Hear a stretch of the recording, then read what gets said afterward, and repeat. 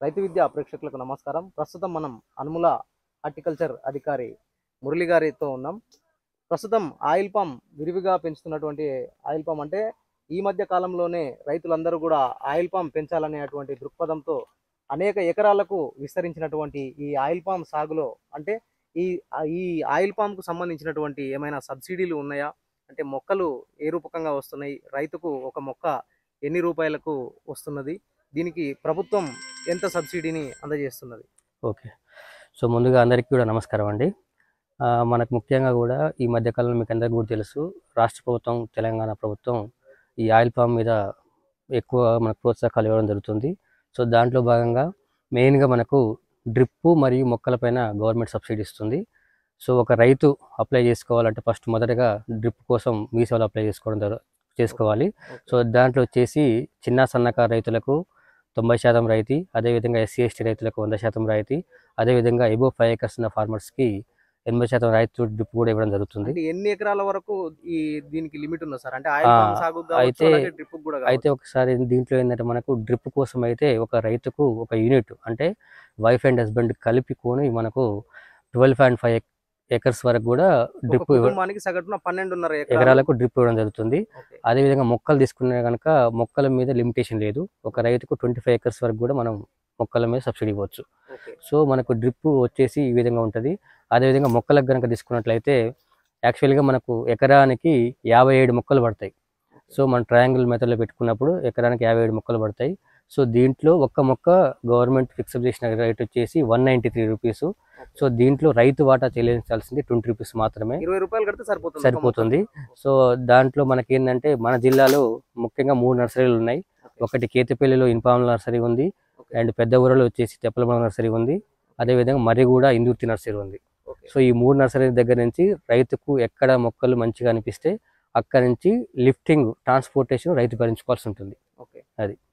అలాగే సార్, ఇప్పుడు ఈ ఎకరానికి 57 మొక్కల చొప్పున నాటుకున్నట్లయితే దాదాపుగా ఒక 2 ఎకరాలను మనం పరిగణలోకి తీసుకున్నట్టయితే ఒక 100 నుంచి 115 మొక్కలు రావడం సగటున జరుగుతుంది. రావడం జరుగుతుంది. అవును. ఈ 115 మొక్కలు కూడా రైతు పెంచుకున్నట్లయితే ఈ దిగుబడి అన్ని మొక్కలు ఒకే విధంగా వస్తుంటాయా?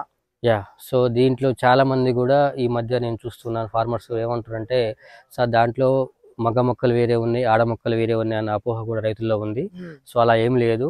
సో, పామ్ ఆయిల్‌లో ఏందంటే ఒకే మొక్క పైన మగ, ఆడ గెలలు 2 వస్తాయి.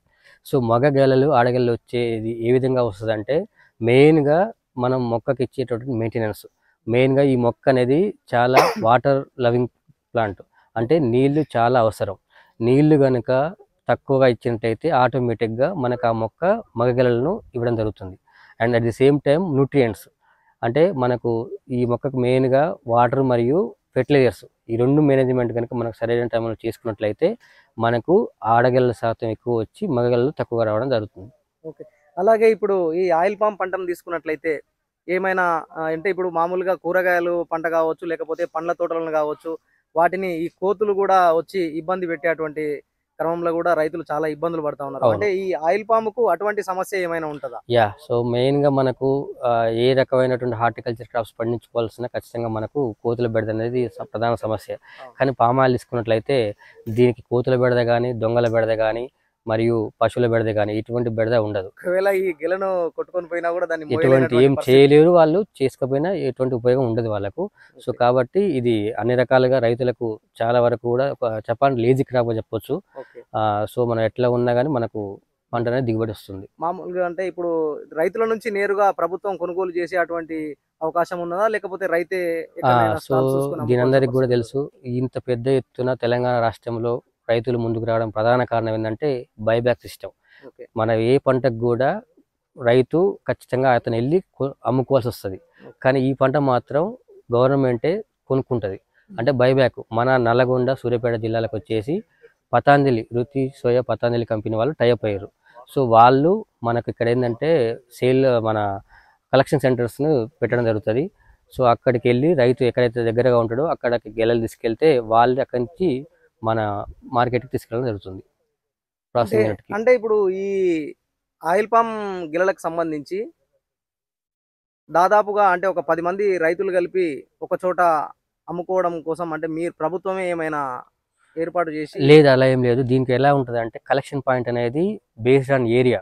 ఓకే సో ఫర్ ఎగ్జాంపుల్ ఒక మండలం తీసుకున్నట్లయితే ఆ మండలంలో ఒక విలేజ్ లో 100 ఎకరాలు ఉండొచ్చు, ఒక విలేజ్ లో 3 ఎకరాలు ఉండొచ్చు. ఓకే సో ఒక విలేజ్ లో కనుక ఎక్కువ 100 ఎకరాలు ఉందనుకోండి, కలెక్షన్ పాయింట్ అక్కడే పెడతారు కంపెనీ వాళ్ళు. సో అక్కడికి కనుక రైతులు తీసుకొచ్చినట్టయితే అక్కడ నుంచి వాళ్ళ యొక్క ఫ్యాక్టరీకి వాళ్ళ గెలలు తీసుకెళ్ళడం జరుగుతుంది. సో రైతులు ఏమో సంఘటితంగా ఏర్పడి వాళ్ళే ట్రాన్స్పోర్టేషన్ పెట్టుకోవాల్సిన అవసరం లేదు. కంపెనీ వాళ్ళే వెసులుబాటు చేస్తారు. 3 సంవత్సరాల కింద ఉన్న ఆయిల్ పామ్ ధరతో పోల్చుకున్నట్లయితే ప్రస్తుతం ఉన్నటువంటి ఆయిల్ పామ్ ధర అంటే 3 సంవత్సరాల ముందు ఒక ధర ఉండింది, ఇప్పుడు ఒక అంటే ధర కుదింపబడ్డది. రైతులకు ఇదే విధంగా మరి ధర తగ్గుకుంటూ కొనసాగుకుంటూ పోతే రైతులకు ఏమైనా ఇబ్బంది కలిగేటువంటి అవకాశం ఉంటుంది?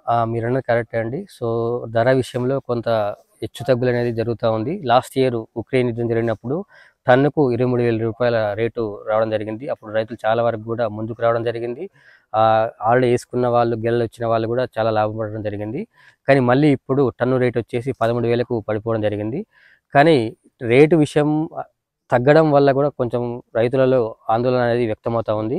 కాకపోతే ఈ రేట్ అనేది ఇది పర్మనెంట్ కాదు.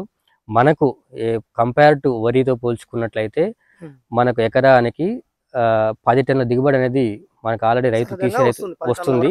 సో 10 టన్నులు తీసుకున్నా కానీ ఆన్ యావరేజ్ రేటు 13,000 15,000 తీసుకున్నా కానీ ఎకరానికి సంవత్సరానికి 1,50,000 రూపాయల వరకు కూడా రావడం జరుగుతుంది.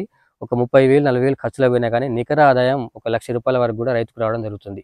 సో కాబట్టి రేటు తగ్గుతుంది, ఈ రేటు ఇట్లా ఉంటుందా ఉండదు అనేది అపోహ అనేది అనవసరం.